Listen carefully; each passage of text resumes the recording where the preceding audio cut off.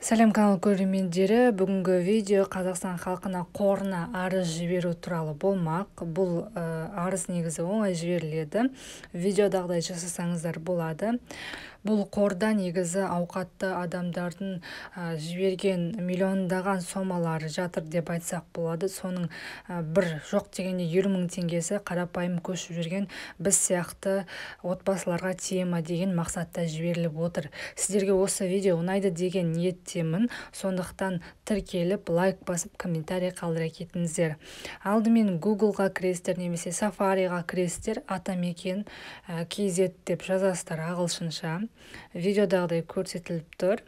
Дәл осылай қылып жазып кірсеңіздер болады. Атамекені .kz деп жазасыздар. И сол жерде қандай өтініштер берілгенін де көруге болады. Қандай сайттар, яғни фондтар бар екені, қанша фонд бар екенін көруге болады нақтылап. Мысалы, міне, бұл дегеніміз электронды түрде жіберіледі. Удобство деген керемет деп тұр. Бәрі цифрлы түрде. Заявкаңызды қарасаңыз болады дейді, отслеживать етуге болады дейді. Бірінші шаг дейді, екінші шаг, 6-шы шаг бар екен. 6 шагтан өту керексіздер. Содан кейін бірлетіп көмек тағайындалады деген ниеттемін. Осы видеоны соңына дейін қараңыздар. Бұл бір күн алдын түсірген видео. 4 май күні түсірілген. Мен 5 май күні қайтадан көріп, сіздерге тіркеліп келесі шаққа өткен видеосы да бар. Соңғы жағында оны да айта жататын боламын. Алдымен атамекенім KZ порталына кіргеннен кейін тіркелесіздер, войти или зарегистрироваться деген тұр. Ең арқылы кірген кезде біраз кірмей тұрды менде, сондықтан уақыт жоғалтпас үшін Face ID деп тұр. Сонымен кірдім, яғни бет жүзіңізді видеоға түсіру арқылы YouGov порталына өтесіздер қайтадан. Нөмірді жазасыздар, содан кейін ол нөмірге 5 таңбалы код келу керек. Соны тересіздерді видео проверкадан өтесіздер.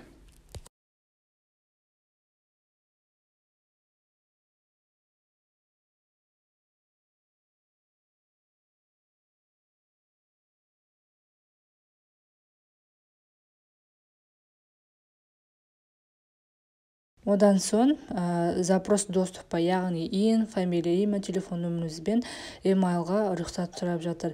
Егерде қандай да бір ақпарат беретін болса, сіздің почтаңызға сол жауап келіп тұратын болады. Одан соң подать обращение деген тұр. Бұл төменгі жағына түсіп кеттім. Кішкене сіздер көрсету үшін, басқа да адамдардың заявкаларын, арыздарын көрсету үшін. Вот, подать заявку на получение помощи дейді. Көмек алу үшін арыз беру керек. Нөмір телефона көрсетесіздер, электронды почтаңызды көрсетесіздер. Одан соң регион дейді, қай аумақ, соны көрсетесіздер. Нұр-Сұлтан деп жаздым. Негізі Акмолинская область деп көрсету керек едім. Бұл жерде кішкене сәл қателестім. Так, кому нужна помощь дейді. Мен бұл жерде отбасыға деп таңдадым, яғни осы жалпылама өзімнің отбасыма деп таңдадым. Мынау видеодағыдай таңдасаңыздар болады. Одан кейін сіздер получающий пособие дейді, яғни пособие аламын, соны көрсеттім, мен пособие аламын деп. Одан кейін үшінші таңдауды жасамасаңыздар да болады, бірақ мен люди без определенного места жительства деп таңдадым. Қаншалықты дұрыс терістігін білмедім. Одан кейін так, қандас или ауылдан келген адамдар деген таңдау бар екен. Соның екеуін біреуін таңдасаңыздар болады. Мен таңдамадым бұл жерде. Негізі ауылдан келген болғаннан кейін ауылды таңдау керек еді. Ол жерін кішкене тоже қателестім.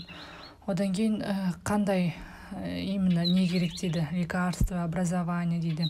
Мен бұл жерде базовые потребности, яғни маған продукт керек мақсатында солай жаздым. Продукты, мысалы, оның ішіне не кіреді деп ойлаймын. Мысалы, 1 литкі ұн, жаңағы өсімдік майы дейді, и картоп, жаңағы өзімізге күнделікті керекті заттар келеді деген ойдамын. Так, одан кейін укажите именно вопрос, қандай неде көмек қажет, қандай сұрақта сізге именно көмек қажет. Мен бұл жерде саламатсыздар ма, маған жаңағы продукт керек деп жаздым. Өздеріңіз видеодан нақтылап көрсеңіздер болады. Немесе қазақша тілін ауыстырып, қазақша толтырсаңыздар да болады. Одан кейін укажите, насколько срочным является ваш случай дейді. Қаншалықты бұл тез қаралу керек дейді. Мен бұл жерде 1 айды таңдадым. Видеодағыдай 2, 3, 4, 5, 6 айлары да бар екен.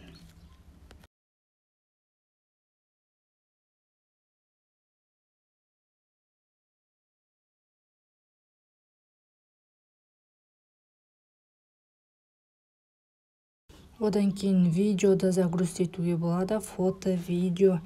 Одан кейін документ, подтверждающий документтері болса болады дейді. Одан кейін подать заявку. Менде олар ешқайсысы жоқ, сондықтан подать заявку деген батырмасын бастым.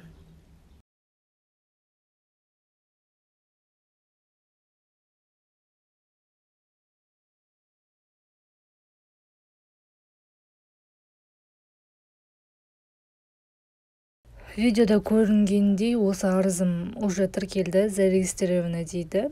Единый системада, приемныйда, яғни уже тіркелді. Бұл 4 мамыр күні жіберген арызым болған. 5 мамыр күні мен қайтадан осы арызды тексеріп көрдім. Қазір жалғасы болады, видеоның сол жерден көрсеңіздер болады.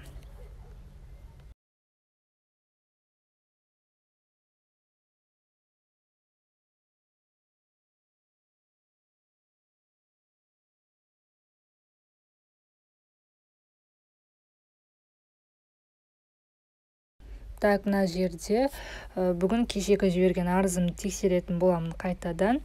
Атамекенім KZ порталына кіремін. Авторизация уже өтпеймін. Себебі мен кешегі күні Face ID мен видео арқылы тіркеуден өтіп қойғанмын. Бұл жерде уже автоматты түрде кіреді менде порталға. Так, подробный заявкада сізге жеткіземіз дейді. Қазақстан халқына қорына жолданды. Енді подробно изучать ету керекпіз ситуацияңызды дейді. Жақсы, күтеміз. Осылай заявка жіберіп көріңіздер. Мүмкін бірде болмаса, бірде көмегі тиеді деген үміттемін. Сонымен қатар түсінбеген жерлеріңіз немесе басқа да сұрақтарыңыз болса, комментарий қалдыра кетіңіздер.